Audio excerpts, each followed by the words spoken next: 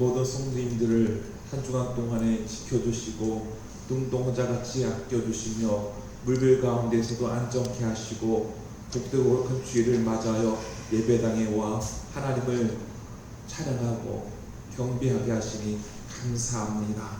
주님, 우리 예배를 기뻐 받아 주옵소서. 이 시간에 하나님의 은혜를 사모하는 모든 성도님들에게 놀라운 하나님의 사랑과 풍성한 은혜를, 평화를 이 시간에 베풀어 주옵소서. 우리 예배를 기뻐 받아 주걸 믿사오며 우리 주 예수 그리스도의 이름으로 기원합니다. 푸른 아침에 꽃이 피어 자라다가 저녁에는 시들어 마르나이다.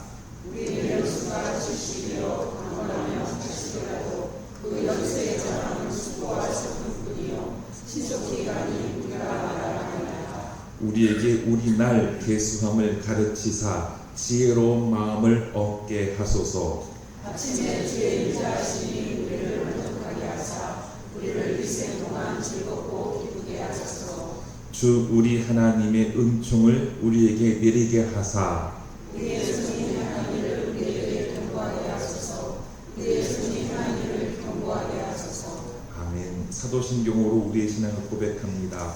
전능하사 천지를 만드신 하나님 아버지를 내가 믿사오며 그 외아들 우리 주 예수 그리스도를 믿사오니 이는 성령으로 잉태하사 동정녀 마리아에게 나시고 동녀 빌라도에게 고난을 받으사 십자가에 못 박혀 죽으시고 장사기 사흘 만에 죽은 자 가운데서 다시 살아나시며 하늘에 오르사 전능하신 하나님 우편에 앉아 계시다가 저로서 산자와 죽은 자를 심판하러 오시리라. 성령을 믿사오며 거룩한 공회와 성도와 서로 교통하는 것과 죄를 사하여 주시는 것과 몸이 다해 사는 것과 영원히 사는 것을 믿사옵나이다. 아멘. 자리에 앉아 주시기 바랍니다.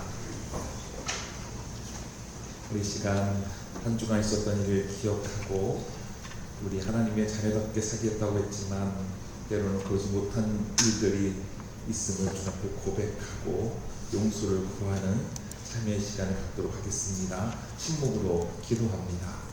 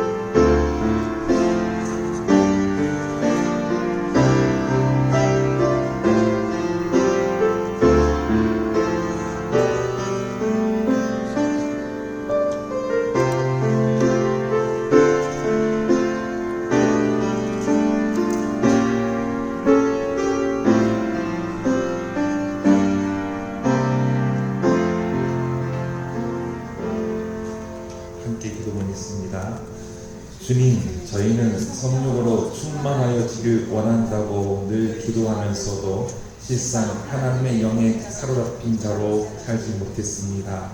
일어난 저희는 세속의 것에 마음이 빼앗기는 죄를 지었습니다. 우리의 죄된 모습을 고백합니다. 주님 용서하여 주옵소서. 우리를 위로하시고 힘주시며 주님 말씀 따라 살게 하시는 성령과 함께 감사하고 기뻐하며 살아가는 그리스도인이 되게 하옵소서. 주님 정부가 새롭게 시작되었습니다. 하나님 우리나라를 도와주옵소서. 대통령은 하나님을 경외하고 주님 따라 국민을 섬기는 지도자가 되게 하옵소서. 부활하셔서 우리에게 사랑과 평화가 되신 예수님 이름으로 기도합니다. 아멘. 내가 내 허물을 빽빽한 구름같이 내 죄를 안개같이 없이 하였으니 너는 내게로 돌아오라. 내가 너를 구속하였음이니라. 아멘. 찬송 183장입니다.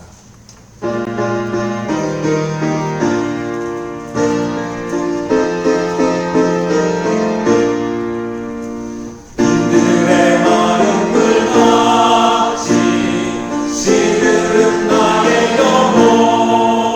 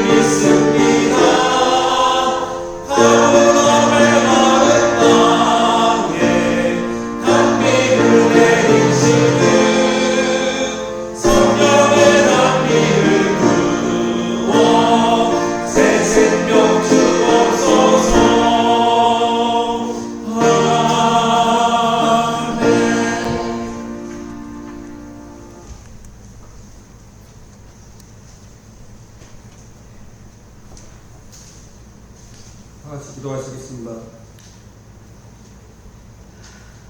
사랑과 진리의 하나님 아버지, 오늘도 좋은 날 허락하셔서 이 거룩한 예배의 자리로 불러주시니 감사드립니다.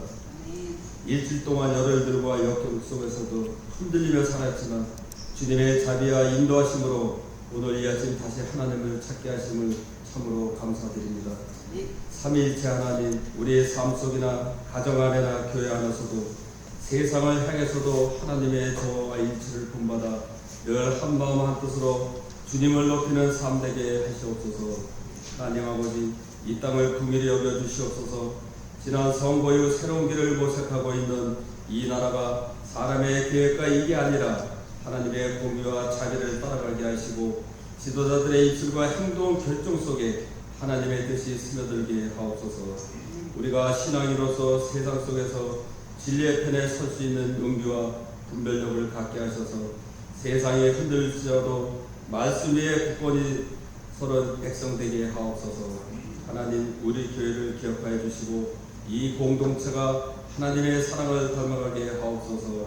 말씀과 기도로 중심을 지키며 성령 안에서 서로를 세우고 도우며 함께 걸어가는 진정한 공동체가 되게 하옵소서. 사랑의 하나님, 우리 교회와 목사님을 위해 기도드립니다. 주님의 몸된 교회를 세우시고 지금까지 인도하신 주님, 우리 교회가 지역사회로 숨기며 복음의 사명을 잘 감당하는 건강한 공동체가 되게 하시고 기도와 말씀에 힘쓰는 살아있는 교회로 날마다 자라가게 하옵소서.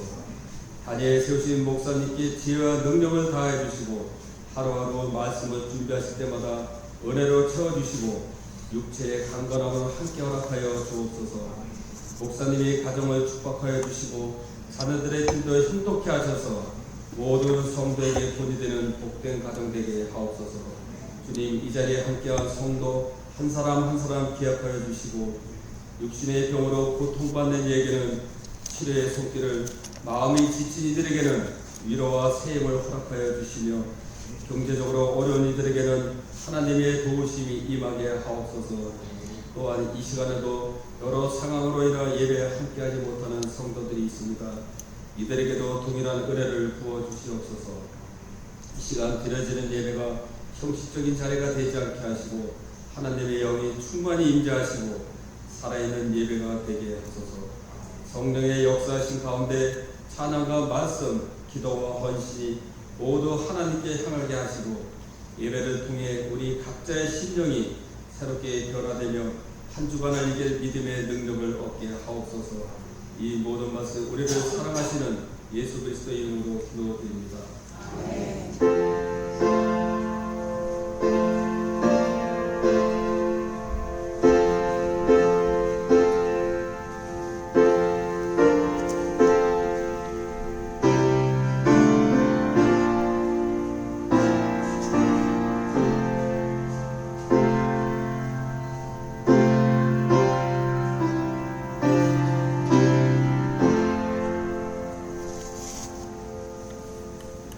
오늘 우리에게 주시는 하나님 말씀은 사도행전 9장 1절에서 19절 말씀입니다. 신약성경 206쪽에 있습니다.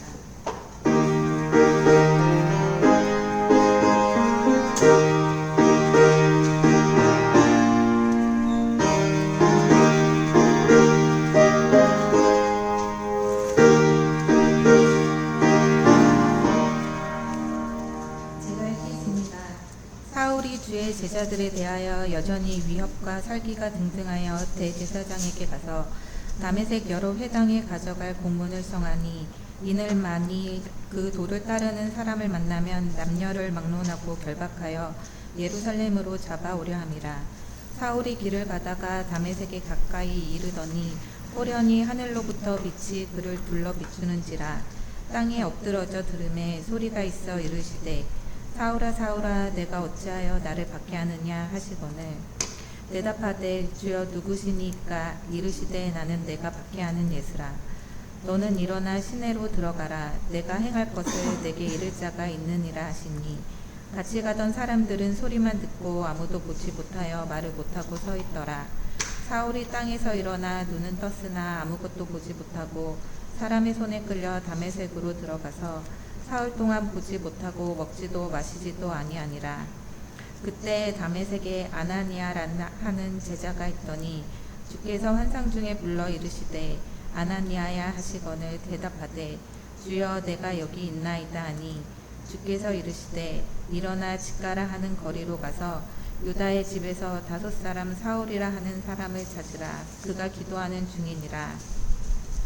그가 아나니아라 하는 사람이 들어와서 자기에게 안수하여 다시 보게 하는 것을 보았느니라 하시거늘 아나니아가 대답하되 주여 이 사람에 대하여 내가 여러 사람에게 듣사온즉 그가 예루살렘에서 주의 성도에게 적지 않은 해를 끼쳤다 하더니 여기서도 주의 이름을 부르는 모든 사람을 결박할 권한을 대제사장들에게서 받았나이다 하거늘 주께서 이르시되 가라 이 사람은 내 이름을 이방인과 임금들과 이스라엘 자손들에게 전하기 위하여 택한 나의 그릇이라.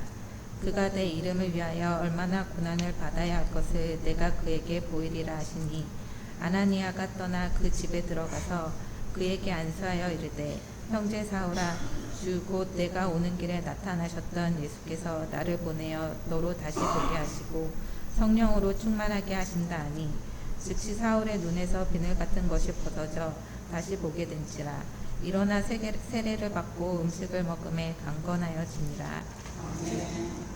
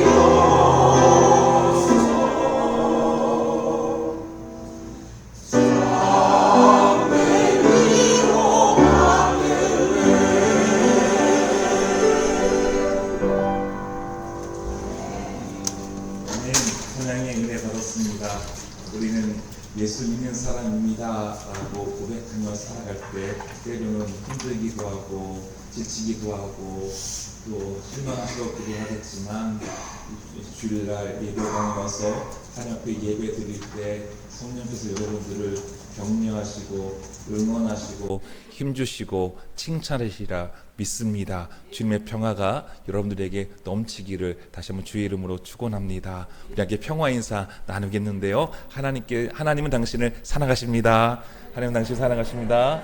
하나님 당신 사랑하십니다. 하나님 우리 모두를 사랑하십니다. 올해는 특별히 청년들이 눈에 들어옵니다. 전도소에서는 청년의 때 창조주 하나님을 기억하라고 했는데요. 이 자리에 있는 우리 정지연 사랑하고 축복합니다. 우리 또 직장 다니는 상호, 또 저기 다혜, 우리 또 예은이 또 반갑습니다. 마지막 실습하고 왔던 우리 승호도 있고요. 네, 6월 마지막에 우리 상돈이가 장교 전역하죠? 네, 기다리고 있습니다. 네. 또 우리 임용고시 준비하는 또 도윤이, 또 그다음에 예별이, 또 대학생들도 있는데요. 또 오늘 간호사 일하니 근무 중에 있는 우리 갑자기 이름이 또 김정치 선생님 딸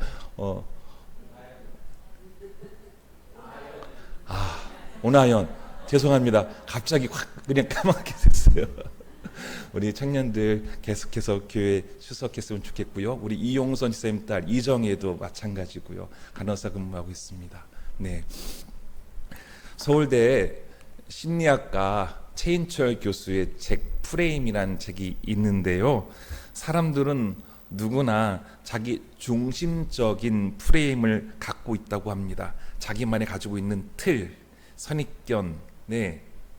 그렇기 때문에 자신의 이미지를 타인에게 투사하는 버릇이 있다고 말합니다. 나의 이미지를 타인에게 투사하는 버릇이 있다는 겁니다. 가령 어떤 사람이 10명의 주변 사람들을 평가할 때 그 10명에 대한 평가는 대체로 한두 가지 차원에서 이루어지는데, 돈을 중시하는 사람은 그 10명의 사람을 돈으로 평가하고, 날씬한 몸매를 중요하게 생각하는 사람은 타인들을 몸매로 평가한다는 것입니다.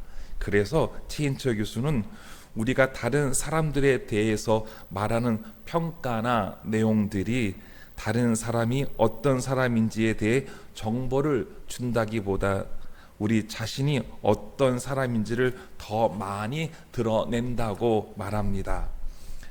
저는 이 시간 바울을 보려고 합니다. 바울은 주님을 만나기 전까지는 자기 중심적인 프레임을 가지고 살았던 사람이었습니다. 프레임은 여러 가지 의미가 있겠지만 저는 사람에 대한 고정관념의 의미로 말하고자 합니다. 바울은 요즘 말로 표현하면 엄친아입니다. 우리 교회도 엄친아가 있어요. 엄친아가 뭘까요? 엄마 친구의 아들이라는 줄임말인데요. 예를 들면 엄마 친구의 아들은 좋은 대학 갔다, 좋은 직장 갔다, 결혼했다, 용돈 잘 준다 라는 식으로 부모가 자식을 다른 아이들과 비교할 때 의뢰 사용한다 라는 겁니다. 이렇게 엄친아는 능력이나 외모나 성격, 집안 등의 모든 면에서 완벽한 남자를 빗대어 이르는 말인데요. 바울이 그랬던 것 같습니다. 바울은요, 성경을 보니까 이스라엘 가문 전통에서 태어났습니다. 그래서 태어날 때부터 유대교로 신봉한 자였죠. 그리고 공부를 얼마나 잘했는지 율법에 대해서 전문가였습니다. 박사예요. 게다가 율법을 온전히 지키는 바리새인이었습니다. 다른 사람들과 비교해서 율법을 아주 잘 지키는 사람이라는 우위에 있었던 사람이었습니다. 더욱이 태어나기는 이스라엘이 아니라 지금의 터키인 다소라는 외국에서 태어나서 로마 시민권을 취득한 사람이었습니다. 지금으로 말하면 미국 시민권 같은 거죠. 그 당시 갖출 것을 다 갖춘 사람이 바울이었습니다. 바울은 빌립보서에서 자신을 이렇게 소개하죠. 나는 8일 만에 할례를 받고 이스라엘 족속이요 베냐민 지파요 히브리인 중에 히브리인이요 율법으로는 바리새인이요 열심으로는 교회를 박해하고 율법의 의로는 흠이 없는 자라라고 자기를 소개했습니다. 바울은 자신이 바리새파라고 했어요. 바리새파 사람들은 아주 율법을 철두철미하게 지키는 사람들이었습니다. 가령 그 옛날 이스라엘에 마카비 전쟁이 있었는데요. 바리새파 사람들은 전쟁 중에도 안식일 날은 우리는 무기를 잡을 수 없어, 율법을 지켜야 돼 라고 해서 침공한 시리아군의 한꺼번에 1000여 명이 참사를 당하는 일도 겪었다고 합니다.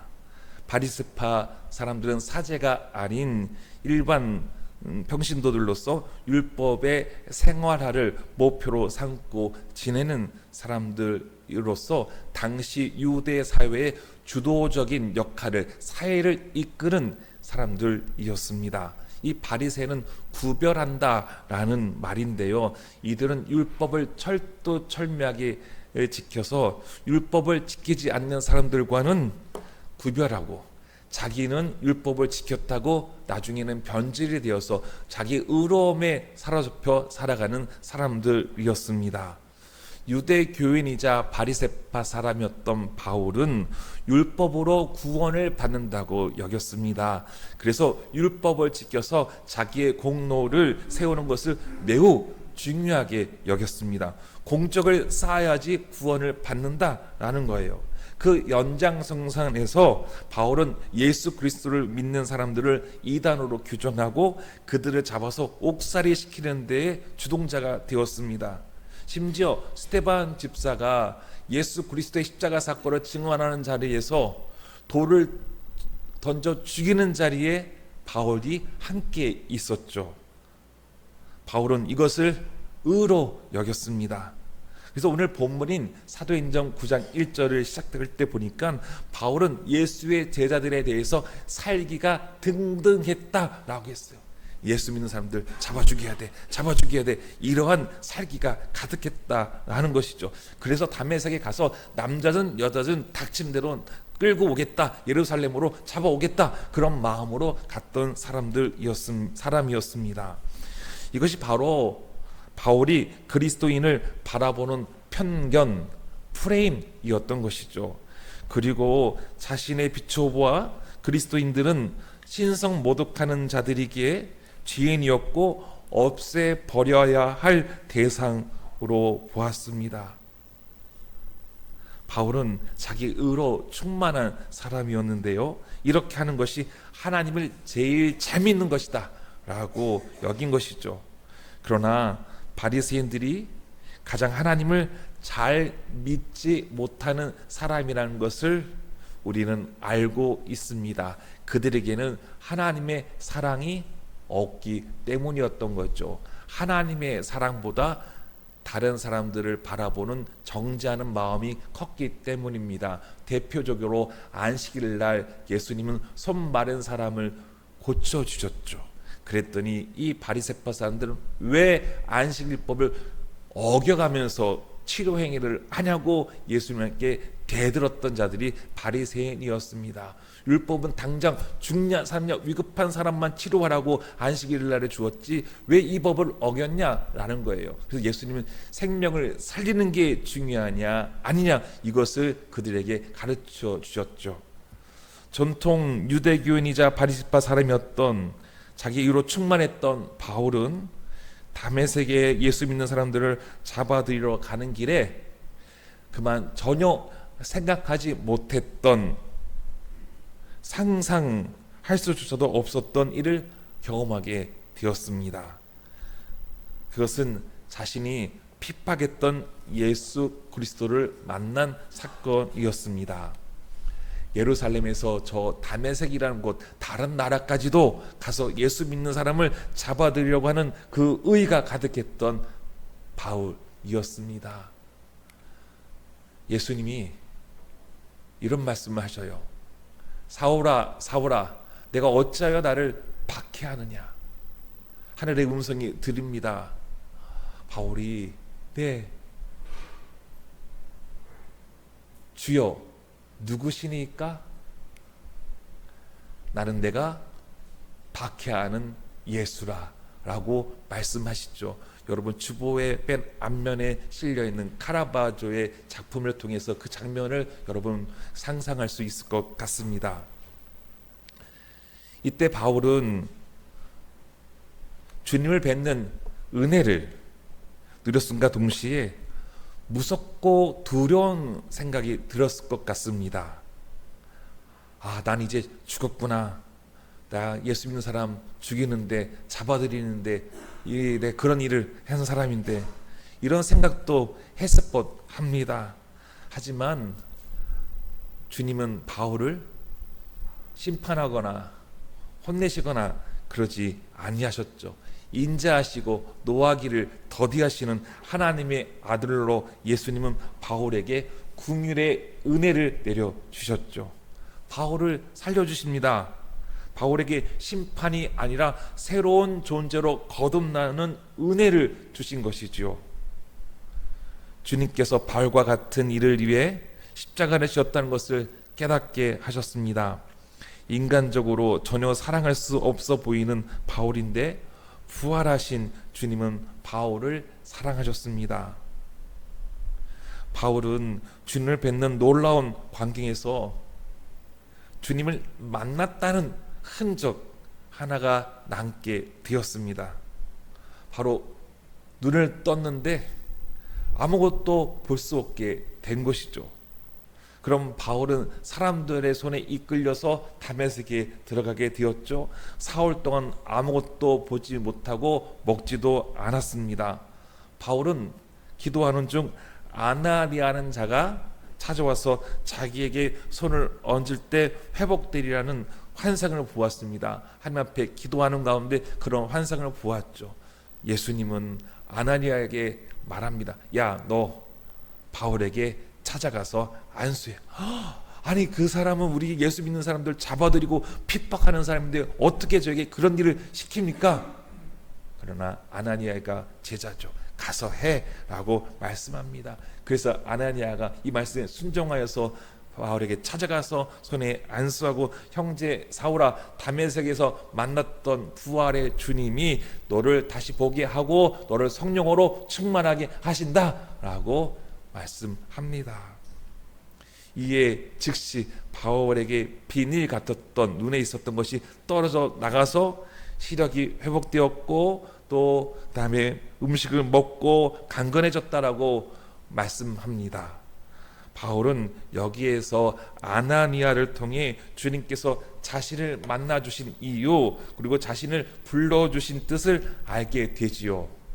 주께서 이르시되 가라, 이 사람은 내 이름을 이방인과 임금들과 이스라엘 자손에게 전하기 위하여 택한 나의 그릇이라. 그가 내 이름을 위하여 얼마나 고난을 받아야 할 것을 내가 그에게 보이리라.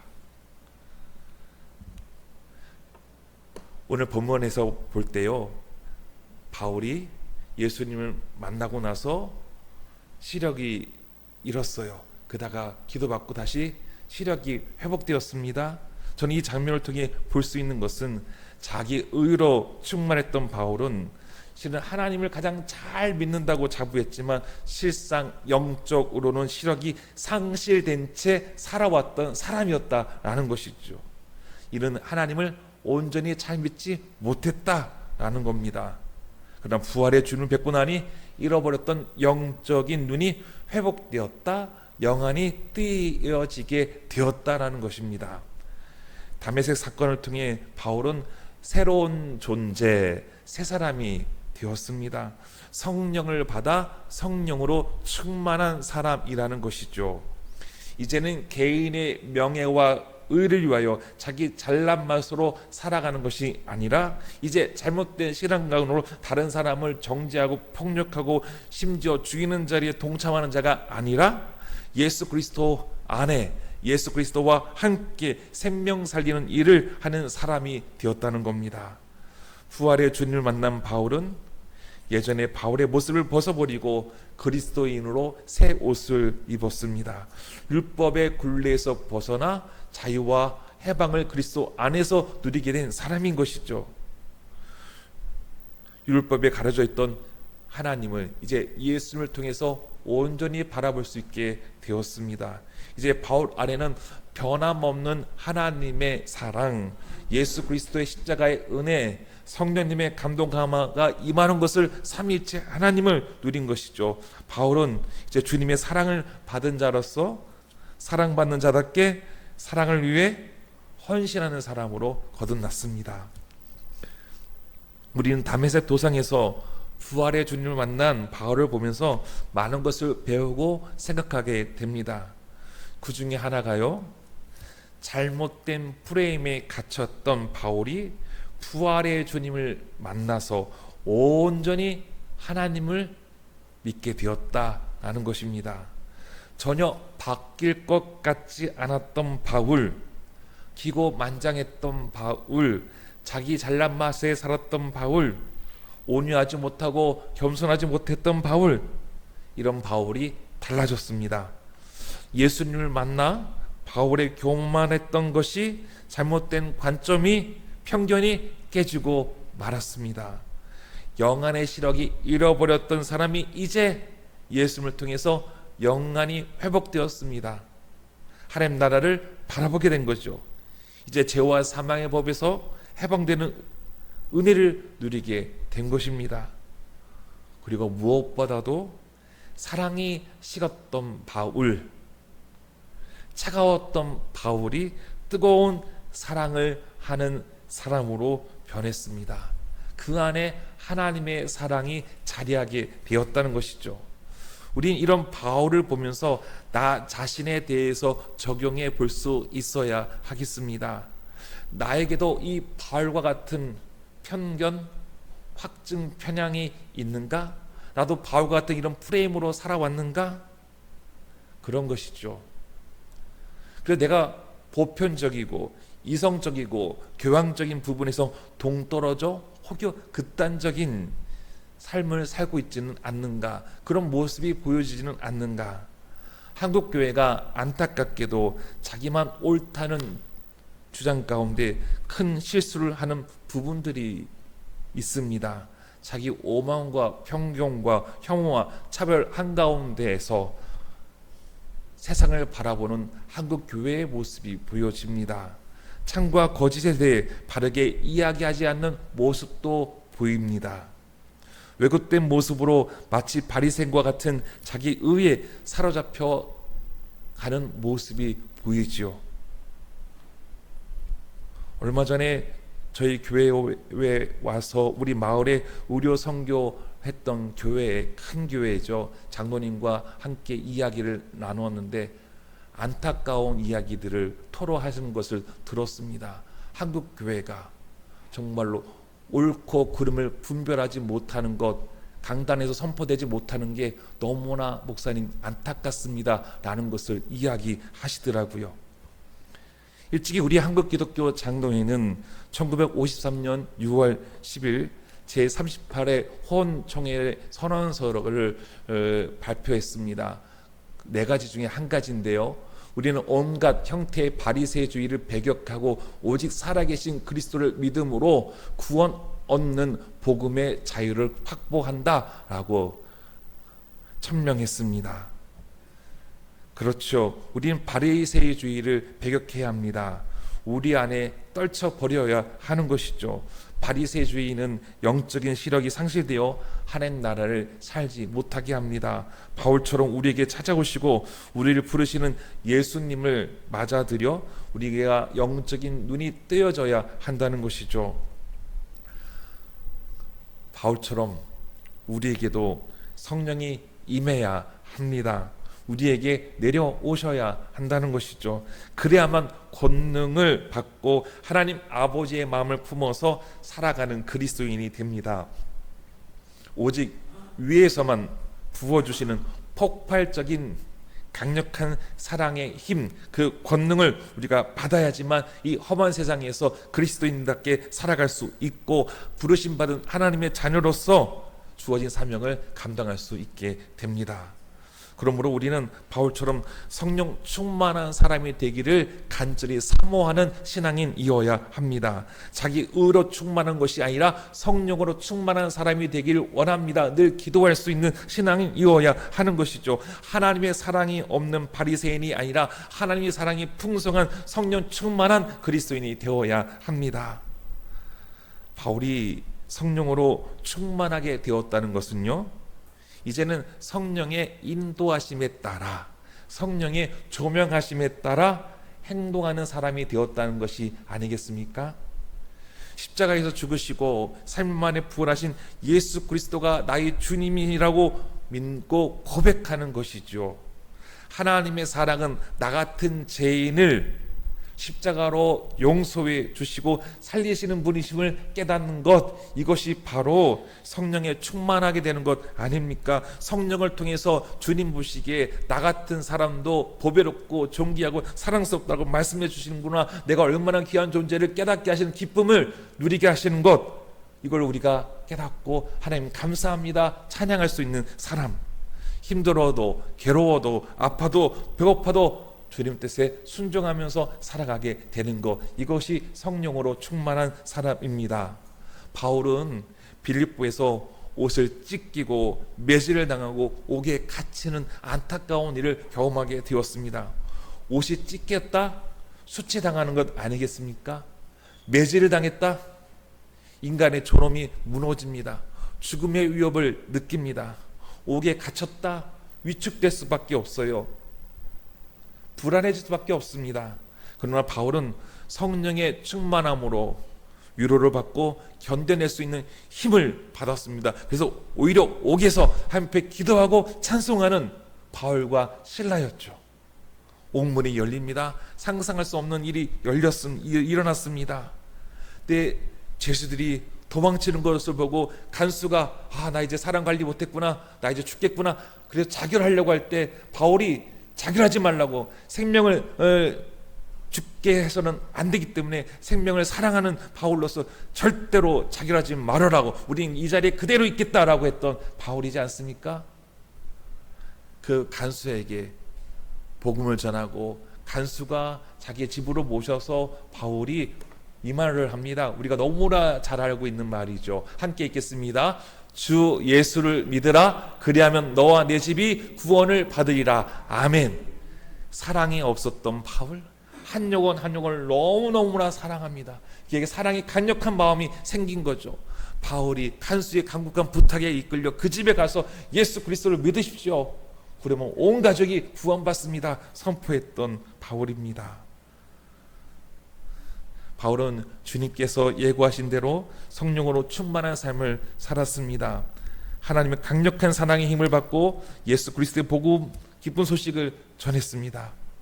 바울은 넓이와 깊이와 높이로 잴 수 없는 주님의 사랑을 받음에 그는 피곤함에도 아픔에도 배고픔에도 매질에도 갇힘에도 죽을 뻔했음에도 오해받고 무시당했어도 전도자의 사명을 다할 수가 있었습니다. 그래서 바울은 자신의 감옥에 있어서 빌립보 교회에게 옥중 서신을 보내죠. 근데 빌립보에 있는 교회들에게 어떻게 합니까? 주 안에서 기뻐하십시오. 다시 말하니 주 안에서 기뻐하라고 이렇게 성령의 충만한 삶을 이야기합니다. 그리고 데살로니가 교회에서는 어떻게 하죠? 항상 기뻐하십시오. 쉬지 말고 기도하십시오. 범사에 감사합시오. 이런 그리스도 예수 안에서 하나님의 뜻입니다, 우리를 향한 뜻입니다 라고 가르쳐 줍니다. 분열이 있고 싸움이 있고 아픔이 있는 고린도 교회에게는 사랑이 제일이다 라는 것을 가르쳐 주었습니다. 바울이 성령으로 충만했기에 그랬습니다.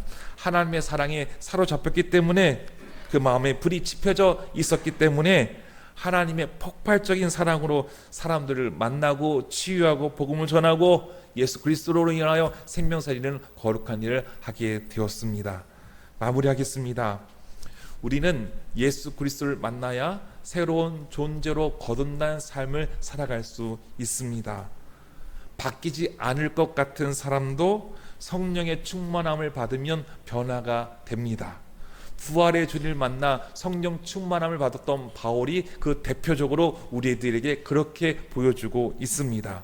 바울은 이제 사랑받은 자로서 살아갔습니다. 그래서 그 힘든 여정도 주 안에서 감사하면서 기뻐하면서 살아갈 수 있는 신앙인이었습니다. 바로 우리에게도 바울이 그렇게 살기를 바라고 소망하고 권면하고 있습니다. 박용재 시인이라는 분이 있는데요, 사람은 사랑한 만큼 산다는 시가 있습니다. 그 시를 읽어드리고 마칩니다. 사람은 사랑한 만큼 산다. 저 향기로운 꽃들을 사랑한 만큼 산다. 저 아름다운 목소리의 새들을 사랑한 만큼 산다. 숲을 온통 싱그러움으로 만드는 나무들을 사랑한 만큼 산다. 사람은 사랑한 만큼 산다. 이글거리는 붉은 태양을 사랑한 만큼 산다. 외로움에 젖은 낮달을 사랑한 만큼 산다. 밤하늘의 별들을 사랑한 만큼 산다. 사람은 사람을 사랑한 만큼 산다. 홀로 저문 길을 아스라이 걸어가는 봄, 여름, 가을, 겨울의 인생 나그네를 사랑한 만큼 산다. 예기치 않는 운명에 몸부림치는 생애를 사랑한 만큼 산다. 사람은 그 무언가를 사랑한 부피와 넓이와 깊이만큼 산다. 그만큼이 인생이다. 우리 함께 찬양하겠습니다. 찬송 289장입니다.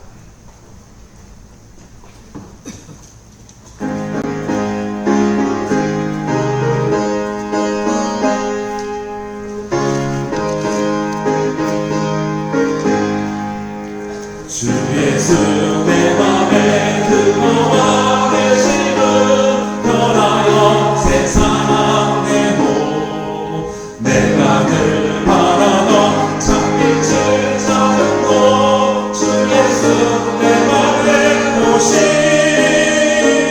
주 예수 내 맘에 오신 주 예수 내 맘에 오신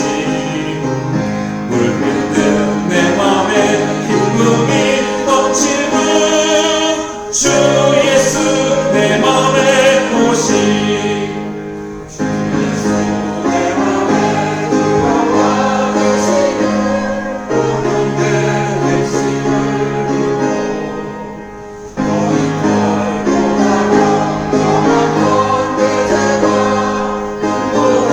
너만 내 죄가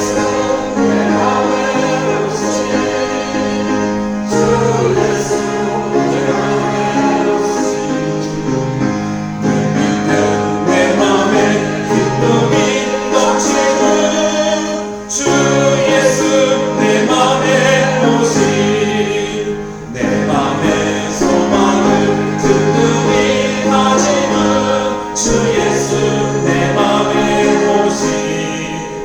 의심의 구름이 사라져버린 곳 주 예수 내 맘에 오신 주 예수 내 맘에 오신 주 예수 내 맘에 오신 물밀듯 내 맘에 기쁨이 넘치는 주 예수 내 맘에 오신 사방에 웅지나 골짜기 가다가 밝은빛 모여이 비춰 저 멀리 하늘은 환하게 보인 곳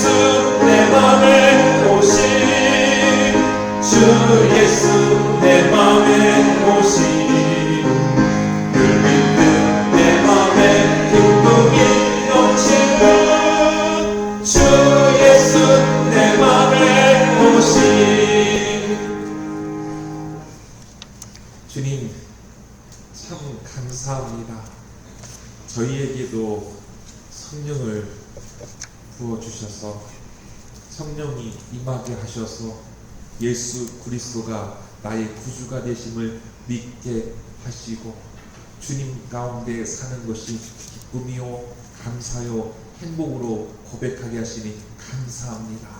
찬양하니 기쁨이 넘칩니다. 말씀을 읽으니 구원받은 은혜를가 확신함을 느껴집니다. 하나님들 성령의 충만함으로 살아가는 용진의 모든 성도들 되게 하여 주시옵소서.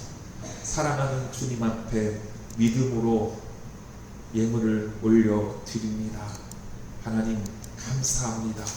많고 적음을 뛰어넘어 모든 것이 다 하나님께로부터 왔음을 고백하며 하나님의 것입니다 라고 구별할 수 있는 거룩한 신앙인 되게 하심이 참 감사합니다.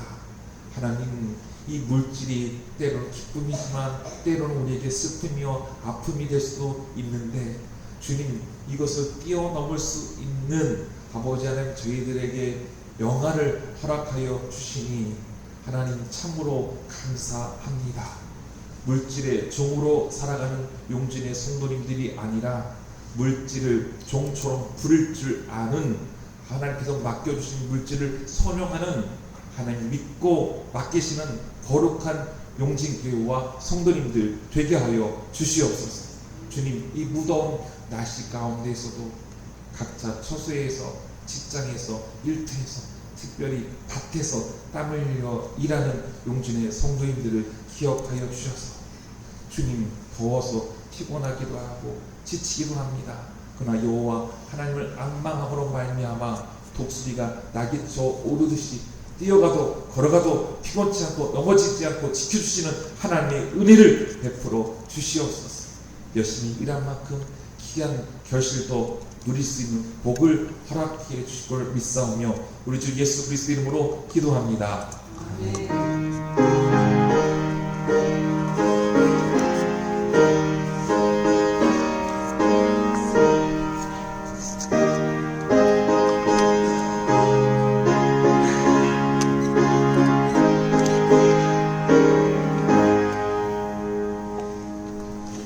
교회 소식을 나눕니다. 우리 영진교회 모든 성도님들 환영하고 축복하고 영상으로 예배드리는 우리 성도님들도 축복합니다.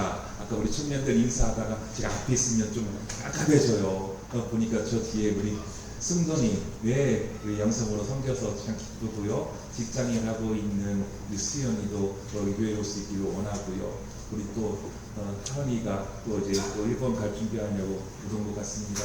우리 청년들 또 제가 혹여 이름 호명하지 못한 청년들까지도 다 하나님의 은혜 가운데 청년의 때 창조주 하나님을 기억하고 하나님께 찬양과 영광을 올려드려 주님 나라의 기약에 쓰여지는 또 이 나라 민족을 위해서도 바닷가에 있는 모래알에서 보석처럼 그 많은 모래 속에서도 빛날 수 있는 우리 용진의 청년들 될 수 있기를 다시 한번 주의 이름으로 축원합니다. 네. 당일 및 피택장로 모임이 오늘 오후 12시 50분에 있겠습니다. 네, 여신교회 남양주 지구회가 목요일날 이번 주 목요일 19일 오전 11시 우리 교회에 있습니다. 우리 여신교원들 기억하시기 바랍니다. 인도교회 건축을 위해서 기도해 주시기 바랍니다. 오늘 총선은 참 3조가 되겠습니다. 다 같이 자리에 일어나셔서 288장 찬양하겠습니다.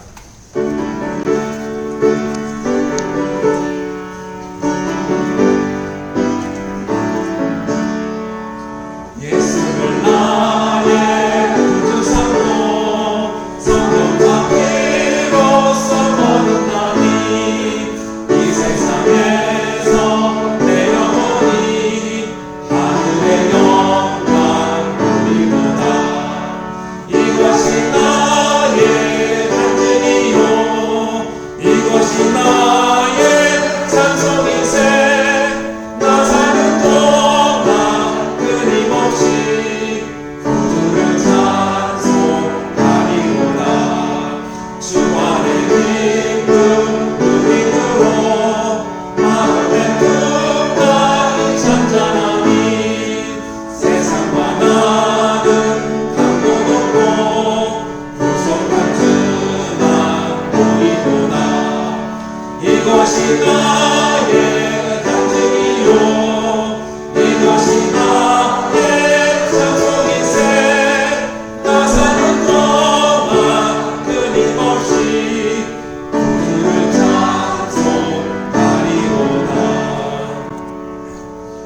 선하신 주님의 은혜는 우리를 병하여 새 사람 되게 하십니다.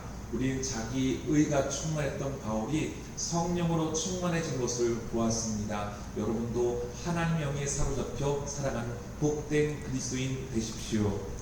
우리 안에 그리스도의 것이 가득한 것이 아니라 성령으로 충만하여지기를 원합니다. 주님의 은혜를 사모합니다. 하나님의 영에 사로잡힌 자로 살게 하옵소서. 이제는 우리 주 예수 그리스도의 은혜와 아버지 하나님의 그 크신 사랑과 성령의 감동감화 역사하시니 성령으로 충만하게 하신다는 말씀에 아멘 아멘 하는 우리 용진의 귀한 성도님들 위에와 그들이 사랑하는 가정과 귀한 자녀와 자손들 위에와 농토와 일터와 사업토와 직장 위에 또 이 땅에 고난받는 이들 위에 이제부터 영토로 함께 하옵시기를 간절히 축원하옵나이다. 아멘.